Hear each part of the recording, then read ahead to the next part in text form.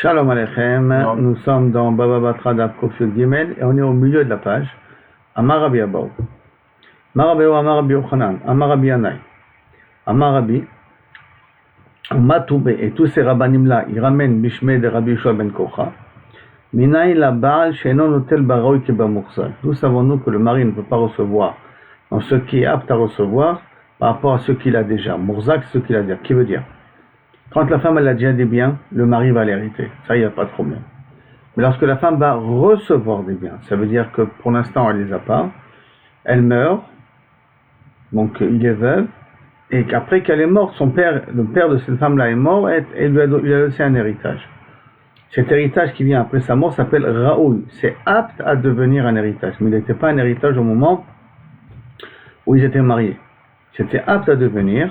D'où savons-nous que le mari n'hérite pas Baraoui comme dans le Moursak. Donc ça veut dire qu'il n'a pas de part sur ce qui potentiellement viendra par la suite après la mort de sa femme. Chez Neymar, il nous amène le fameux passage qu'on a déjà vu auparavant de Shegou. Shegou volivet Yair. Et Yolo à Yair, Esrim et Shlosha Harim.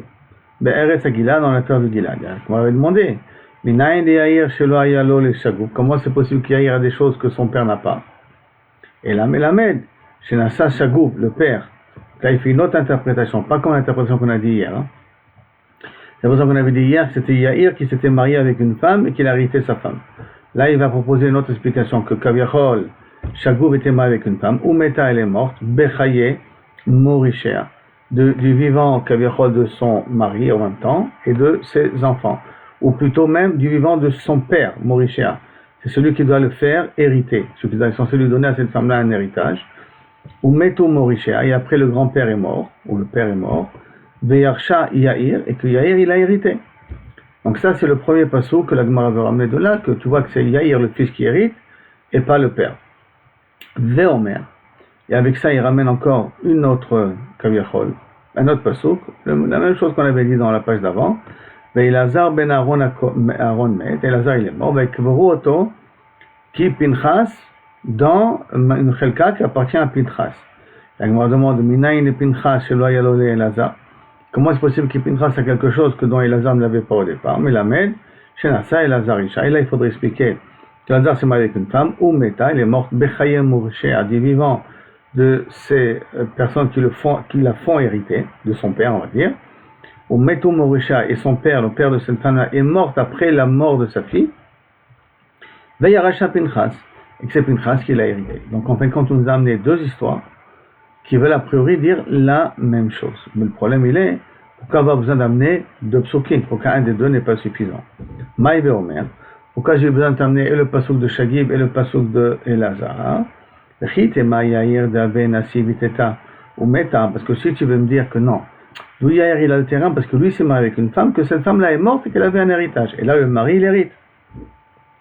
Veyarta, Talmud Omar, c'est pour ça que ça amène Elazar Aaron met. C'est pour ça que j'amène l'exemple de Elazar ben Aaron. Ça ne veut pas dire que deux psukim vont dire exactement la même chose. Donc tu es obligé de dire que l'histoire de Elazar ben Aaron c'est une autre histoire. C'est pas que Pinchas s'est marié avec une femme et qu'il a pris un héritage. Vechitema de Naflala besde Haramim. Attends, avec Aaron peut-être que Pinchas il a reçu ça, mais din cherem. On a déjà dit dans la page précédente que lorsque quelqu'un fait un cherem de ses biens, les biens appartiennent au Kohen. Donc c'est fort possible que peut-être on parle dans un cas qu'elle a fait cherem.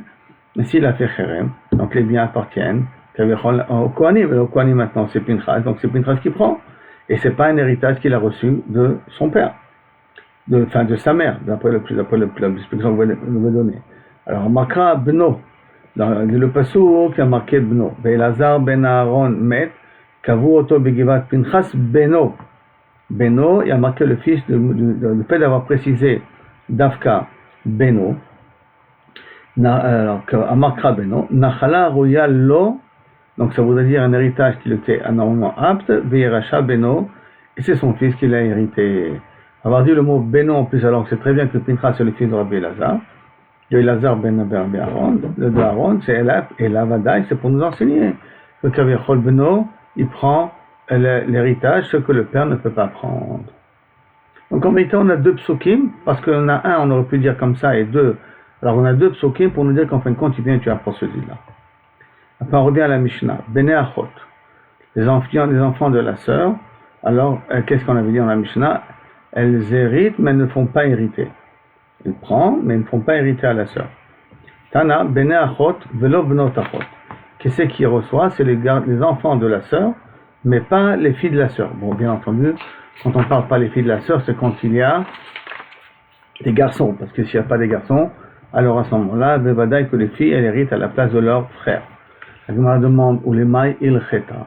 Donc, c'est à la chala. Qu'est-ce que Kavichol le Tana il a voulu nous enseigner? Arrête, c'est pas chaud.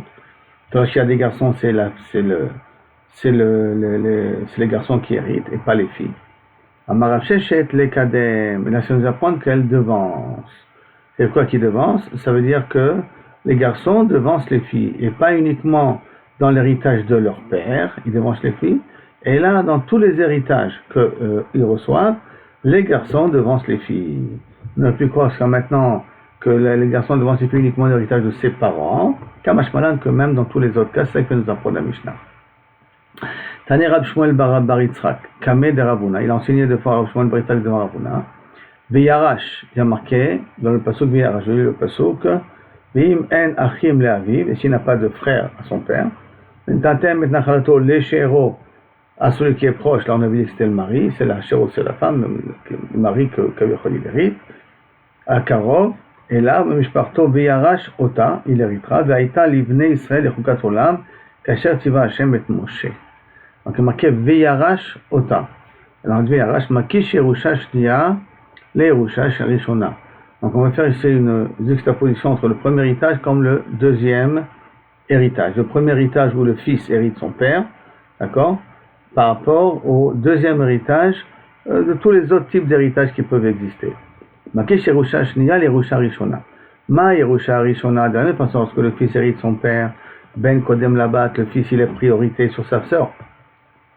Av Yerusha Shnia, même quand on hérite d'autres héritiers, pas du père, Ben Kodem Labat, le fils il est prioritaire. Ok.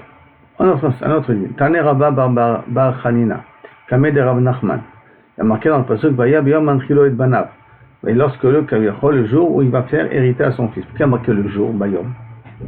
Bayom ata mepin nachalot, il va ata mepin nachalot. Et là pour te dire que Kavichol, tu as le droit de faire un héritage, ça va t'asseoir pour t'occuper d'un héritage en journée et pas la nuit. Amar le Abaye, alors pourquoi en journée et pas la nuit? Ça veut dire que je vais considérer ça comme un din, comme un diyun, comme un bet, comme un psak. Et comme je veux dire ça comme un psak, le betadin ne peut pas s'asseoir la nuit, il doit s'asseoir en journée. C'est pour ça que tu décides du partage de l'héritage d'Afka en journée. Amar le Abaye, Abaye a posé la question, si c'est comme ça. Et la meata, et shriv mera, quelqu'un qui est agonisant. D'accord? Beyemama hudeyarte, l'ebne. En journée, il peut faire hériter à ses enfants. Mande shachi belayla, lo yarte l'ebne. Et celui qui meurt la nuit, alors il ne peut pas faire hériter à ses enfants. La réponse de la Gemara, Dilma din nachala ka amarta. Est-ce que tu veux me parler de din nachala? Din nachala, c'est spécial. Et Tanya, parce que c'est marqué, Vaïta, l'ibne Israël et chukat mishpat. Ça se trouve d'Israël comme un chok et un mishpat. Ora, kol la parasha kula, liot din, et toute la paracha, elle est comme un din, c'est-à-dire comme un bet, un mishpat, comme un jugement du tribunal. C'est pour cela que lorsqu'on s'assoit en tant que bet din, alors pour faire l'héritage, je suis obligé de faire Zavka en journée. Mais si par contre, toi, un shrimera, il veut donner ses biens, a priori, il peut les donner même la nuit. Le Keder Rabbi Yehuda, comme Rabbi Yehuda, Damar Rabbi Yehuda, Shlosha shenichnasu levaker et achole. 3 qui sont venus rendre visite à un malade. 3, ça peut faire un bedin. Ratsu kotvim, ratsu osim din. S'ils veulent être des témoins uniquement de ce qu'il a dit, ils peuvent être, donc kotvim. Et si osim, ratsu, s'ils veulent jouer le rôle d'un tribunal et donc faire hériter sur place, osim. Shnaim, par contre, si ce n'est que 2 personnes, kotvim, ben osim din. Ils peuvent être témoins, bien entendu, de comment il veut partager ses biens, mais ils ne peuvent pas faire acquérir les biens. Il ne peut pas faire le din en question. Il ne peut pas jouer le rôle d'un tribunal parce qu'ils ne sont que 2 personnes. Et sur ça, Raprisda a dit, Lo shano et la bayom. Tout ce qu'on va dire qu'avec Shrimera 3, il peut s'asseoir, c'est Dafka la journée. Pourquoi Dafka en journée? Parce qu'on a dit que ça va, s'ils vont faire din, c'est comme un tribunal. Et le tribunal s'assoit qu'en journée. Aval Balaïla, mais si c'est dans la nuit, Afilou Shlosha, même si c'est 3 personnes, Kodbi Ben Osim din. Ils écrivent, ça c'est le témoignage ce qu'il veut dire, comment il veut partager, mais il ne peut pas faire d'île, il ne peut pas jouer le rôle d'un tribunal pour faire acquérir tout de suite les biens aux héritiers. Maïtama, quelle est la raison? Davou Eidim, parce que comme ce sont des témoins, la nuit, on a un clair qu'un témoin ne peut pas être après un juge. Amarle, Achinami, Kamina. Et il lui répond, effectivement, c'est ça que j'étais mitkaven. Quand j'ai dit que Kaviachol, Shriv Mera Beyemama Rudeyarte, c'est-à-dire que lorsque il avait posé la question, Beyemama Rudeyarte, Belaïla Rudeyarte, c'est vadaï que c'était mitkaven à ça, que si on veut jouer le rôle d'un tribunal, alors il faut que ça se fasse en journée et pas la nuit. Parce qu'un tribunal ne s'assoit pas la nuit en question. La seule possibilité que le tribunal s'assoie la nuit, c'est pour le Kiddush HaChodesh. Si ce n'est pas Kiddush HaChodesh, le tribunal ne peut pas s'asseoir la nuit pour trancher. Et on est arrivé comme ça aux 2 points.